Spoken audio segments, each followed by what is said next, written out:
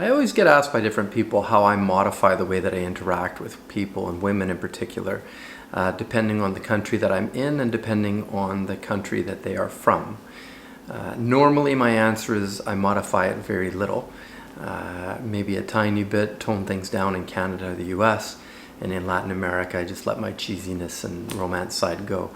But these are some interesting things that I learned on our Costa Rica boot camp, particularly around the fear that women have if they come from a country where they're not being treated well, and how you have to compensate for that in the way that you interact with people.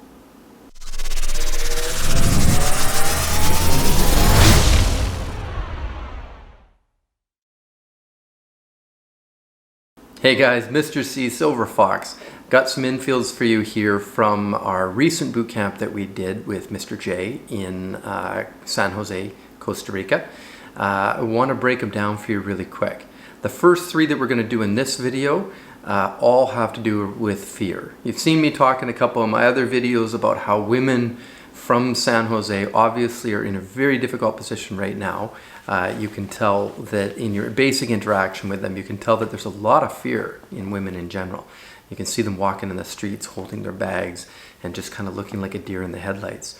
Then I later found out that that's because there's been 3 to 4 murders, kidnapping and murders of women every week that the police are not looking into. So obviously women walk around in a fear state, and obviously mothers walk around holding onto their daughters. We had to put the boot camp on hold because of the coronavirus and the foot traffic on the street just dying right down. But before that, it was really interesting for me to see how you have to interact with women differently when they have such a heightened fear. I've never seen this anywhere. In Brazil, Mexico, Colombia, I've never seen women interacting in such a fear state. I think we added it up the other day, and I think I've done probably 15,000 different approaches with people. I don't think I've ever triggered the fear response more than, out of total, I think I've only triggered the fear response maybe 10, 12 times. And in Costa Rica, it was probably about 60% of my approaches got that immediately terrified look. So the first one, I want you guys to have a look. There's no audio on this one. I approached her just because she just left the main strip and I could just barely catch up to her. She was going so fast. And so I approached her and just gave a regular warm welcome from a lot more space because I just sensed that she was in fear. And I was maybe 6 feet away. And you can see the reaction that she gave is just terror, and she runs away. That was the first one that I'd really had like that, and I thought, oh, that's weird. I've never had that real experience before. And then it happened again and again. So check this one out, and then we'll get on to the next one.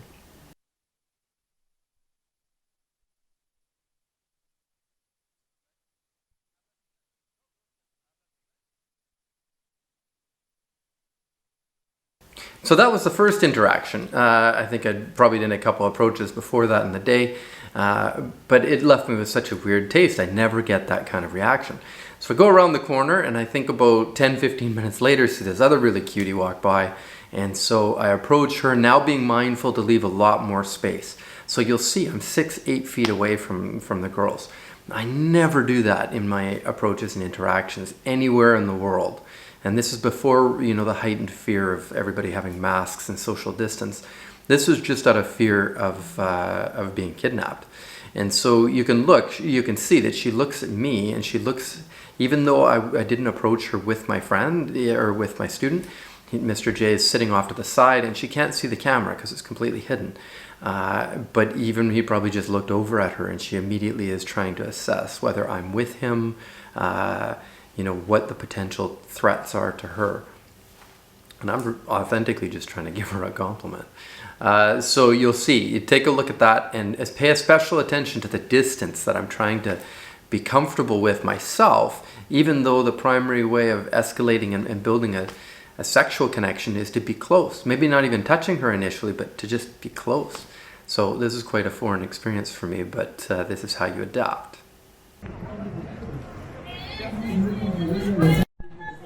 Mis español es feo, pero yo mira tú, yo caminar con mi amigo, y yo mira tú, y eres muy bonita.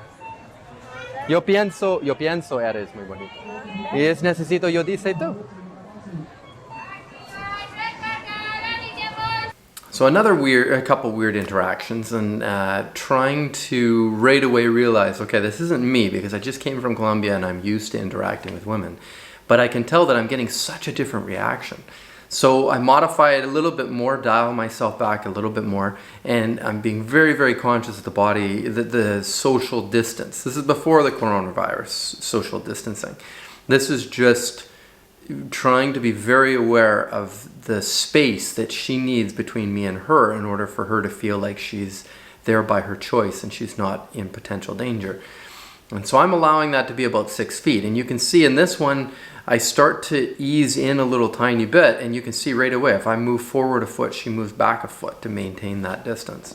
That's just that's not even a push and pull. That's just, feeling out how she's comfortable with me interacting with her. Even when I shake her hand at the very end, you're going to see she's literally pulling herself away. The majority of the time, her body language is ready to run away from me. This is why I didn't do a very imposing front stop on her. I just was kind of trying to very gently capture her attention without making her feel cornered.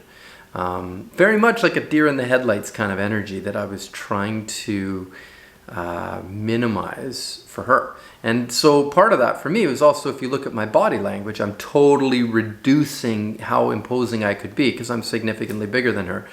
So I'm doing that by slouching a little bit. I got my hand in my pocket.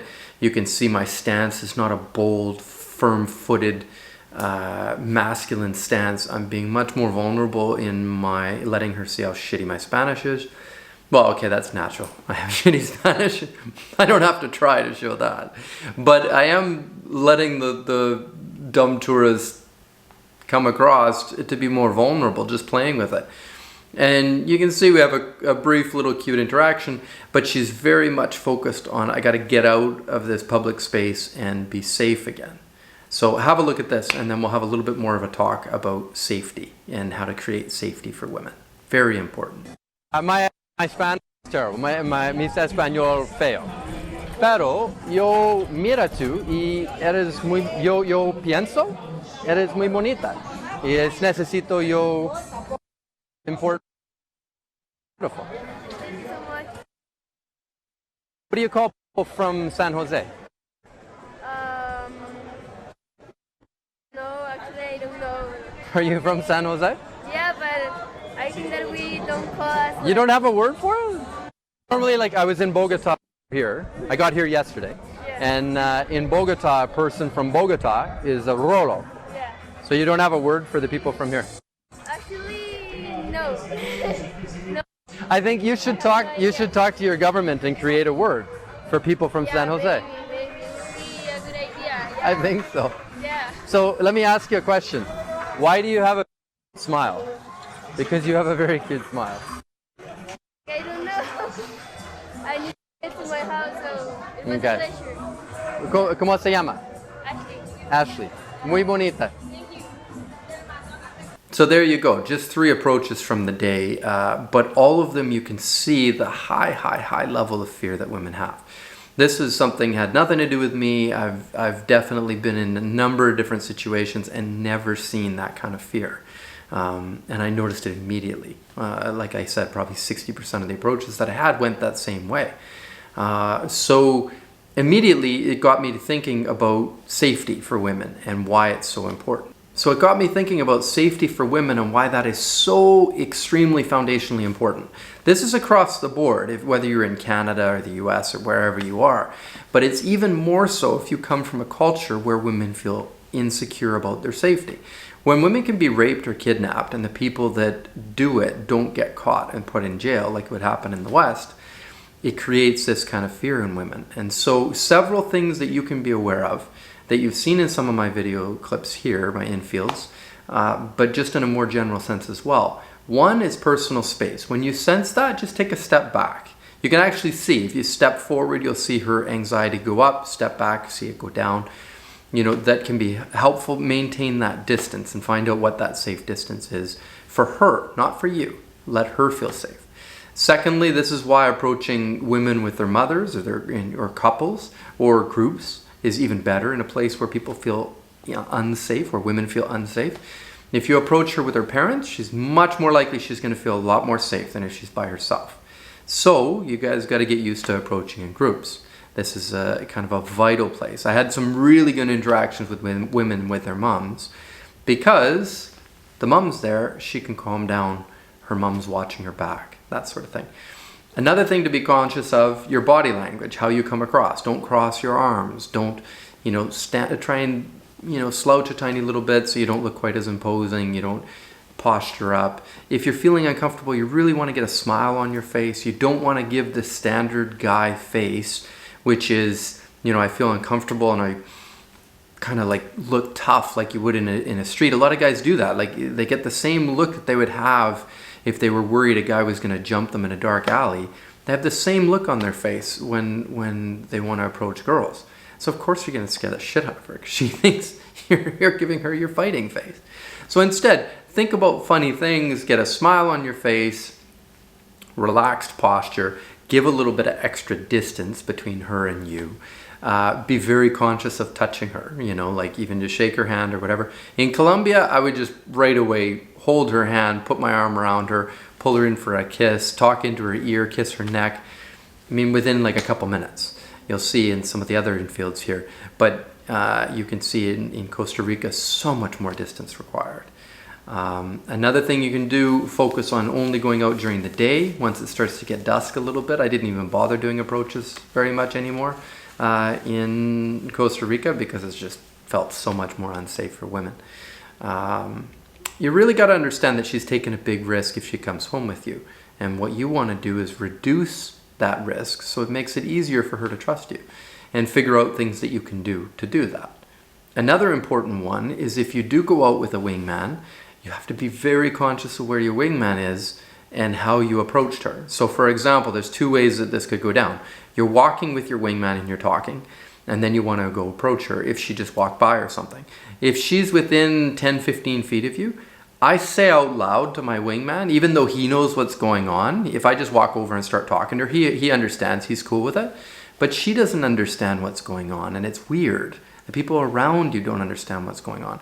So if I'm walking with my friend or my student, I will literally say out loud to them, hey, hang on a second, I'll be right back, and then I will go talk to her. It's not for my student's benefit. My student knows what's going on, or my friend. It's for her benefit, because she's just walked by me, and if she kind of in the back of her mind, she hears, oh, I'm going to be right back, I'm just going to go talk to somebody and come right back, and then I'm talking to her, it explains to her why I'm talking to her. Because it's weird if I was walking with a guy and we just immediately separate and I'm talking to her. For her, it's weird. Like, what the fuck just happened to your friend? I just saw you walk by me with your friend. Where did he go? Is he behind me? Is he going to jump me? Are there three of you? These are just the tiny little questions that go in the back of her head and distract her. So instead, you can answer that question for her just by simply saying out loud to your friend, like I said, hey dude, I'll be right back. And then I walk over and talk to her.